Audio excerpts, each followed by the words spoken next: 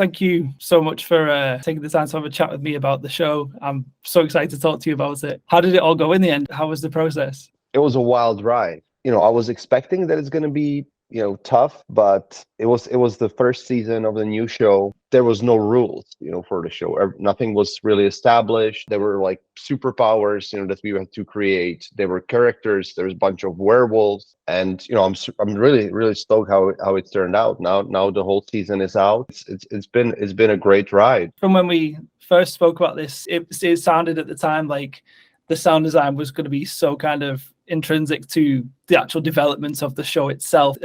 Did you find that was the case in the end? Honestly, even more than I was thinking.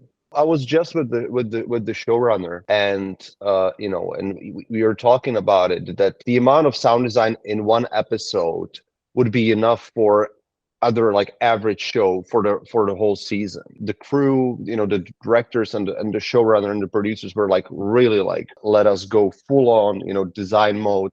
And I'm not just purely talking about like just like sound effects, but it was like atmospheres, like ambience. There was ambiguous minutes of footage, when we didn't really know if it was music or sound design. And then we had a lot of action. We had werewolves, fires. The whole season of the episode of the show is happening during the California forest fires. Yeah. So it was a lot going on.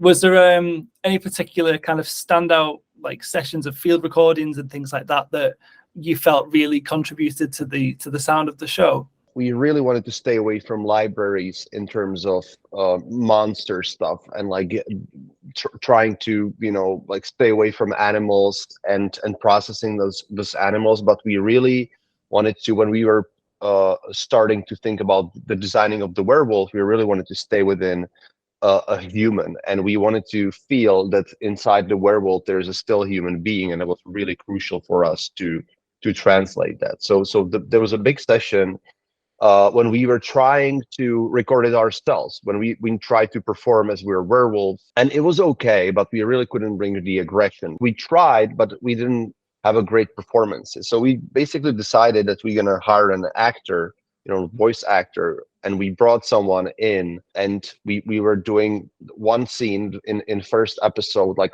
over and over. We're trying different stuff. Then we would do past with we were mostly using Dehumaniser, but it was a bunch of Reformer and just like layering those two together. We were using the 100,000K Stanken mic to slow it down a little bit and not lose the information, and that's when we started hearing that this is the werewolf.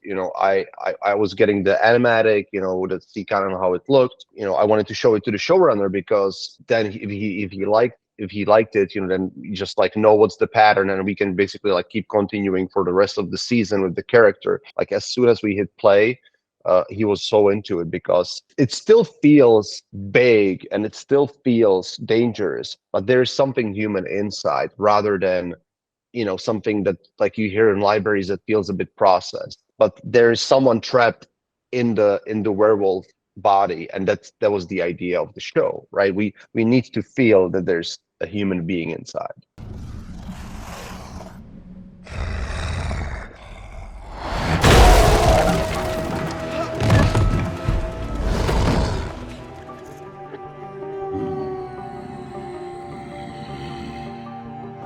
Inside this creature, there's a human, so we're trying to build this human sounding creature, but like the characteristics of like some kind of a monster.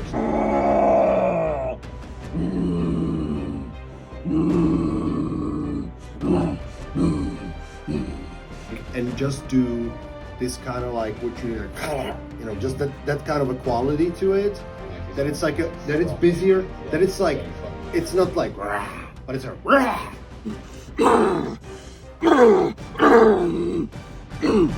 it's great. When you kind of hear like werewolf sounds, it does kind of sound very stock, and it feels very kind of library based. Buffy the Vampire Slayer from start. There's certain parts in those seasons where the sound effects that that they were using in that show, you're still kind of hearing now. And obviously that was 20 years ago, and you're still hearing those sounds in some werewolf programs. So to be able to kind of detach from that and just have creative freedom just sounds like such an amazing thing to do. It's funny that you're mentioning that, because Sarah Michelle Gellar, who's Buffy, she's in the show and she's our producer. Buffy was one of the shows that I was watching because we knew that there's going to be a lot of fans of Buffy coming to our show.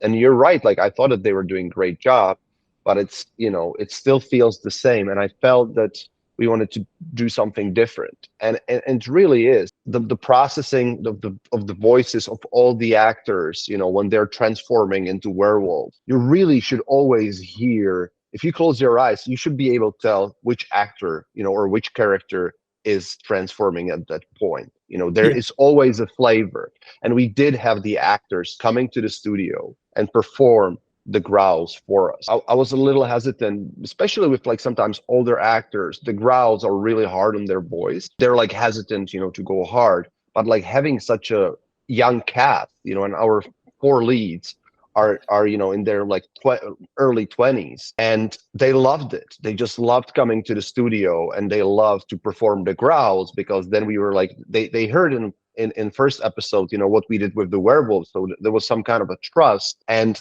you can tell that it's just working so well, rather than like using stock growls, which can sound cool.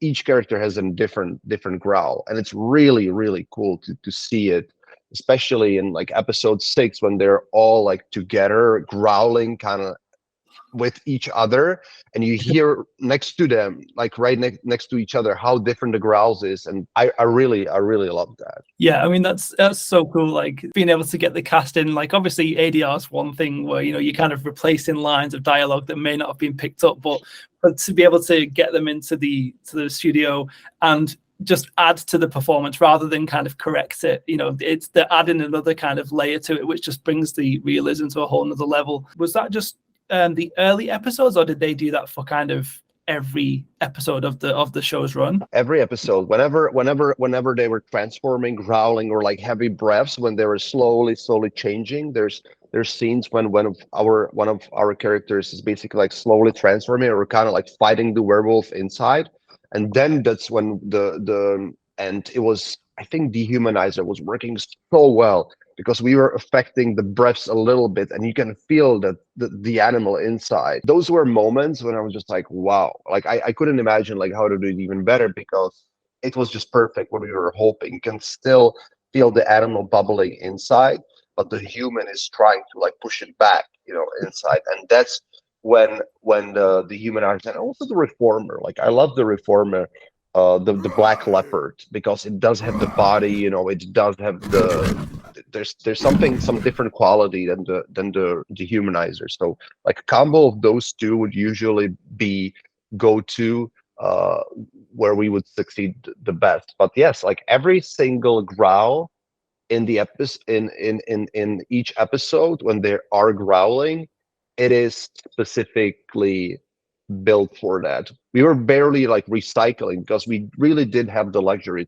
to have the actors coming in and doing it, which is, and because they loved it, and that was so nice from them, because they were always like, obviously we would be always saving the growls for the end of the session after they did all the speaking, all the soft stuff, and then at the end we would just like ask them to go hard, and they did. And I can imagine like as the kind of series is progressing, they've been in and they've done these sessions a couple of times, like their confidence and their performances when it comes to those growls and things improving as the kind of show develops as well. Yeah. I mean, and listen, like as the scenes, and the episodes run longer and longer, like there's more and more of that stuff. So, we're just hoping for season 2 that we'll see where is it gonna go. But at this point, like we know where to go, and like we know how to make it work. You kind of mentioned a little bit earlier on when we first started chatting that you said that there was more sound design in kind of one episode than some shows do for an entire series. Like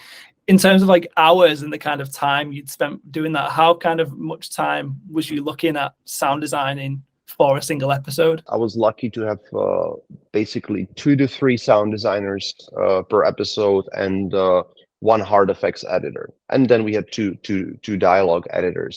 But we did, on average, we would have 8 days an episode, which is obviously maybe a bit more than like average TV show. On the other hand, I'm telling you, the amount of design, what's there is insane. Even like one episode, we usually have like 50 minutes. It was more design heavy than like most of the features that I would be working. In episode 7, we would have like 10-minute scenes when there's just the werewolf chasing the kids, and just the amount of like breaths, growls, steps, thumping, all kinds of like it's just a lot going on. I always felt that we had like enough time, and like especially towards the end, everyone knew what needs to be done, and everyone had their own categories. It's not your average like a TV show. It definitely isn't, and like as it was kind of being promoted over here, like I saw a lot of the footage where there was a lot of interviews going on with Sarah in particular, and it just feels like that next kind of step in the direction of like those kind of fantasy and monster shows. I mean, it was really great that we got to kind of help you and your sound team to kind of deliver on that. So to be a part of that's really, really cool. I really cannot thank you enough.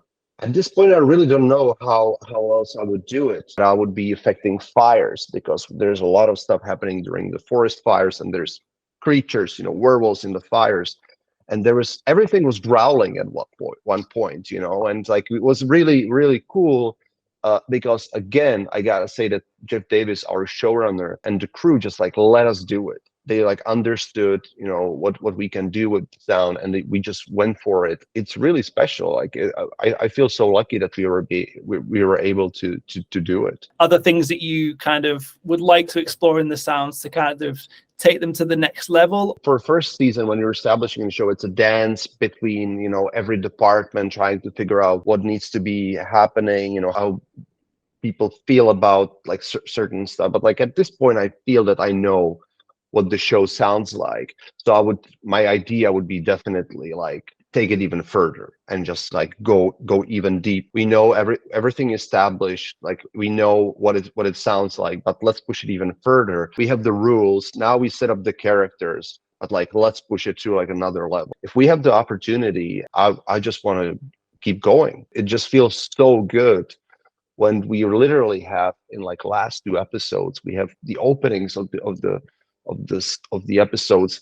We're going for like 10 minutes fully like soundscapes, like heavily designed stuff, like working with music, like blending to each other, like doing really stylized, especially the finale of the show, that like there's no rules in the pictures, in the editing department, and sound. We just like really went for it and did something really strange and hypnotic and cool, and there's something that like it's really rare to be able to do, especially in TV. You can do it in your like indie cinema, and like you can experiment there, but like on like a network TV, to see something like that and have so much freedom. And by the episode 8, we were so synced with the team and our team, but like when we hit the stage, it just worked, and that's something that's where I would start like building for season 2, from that point when we are so confident and like so synced with the whole like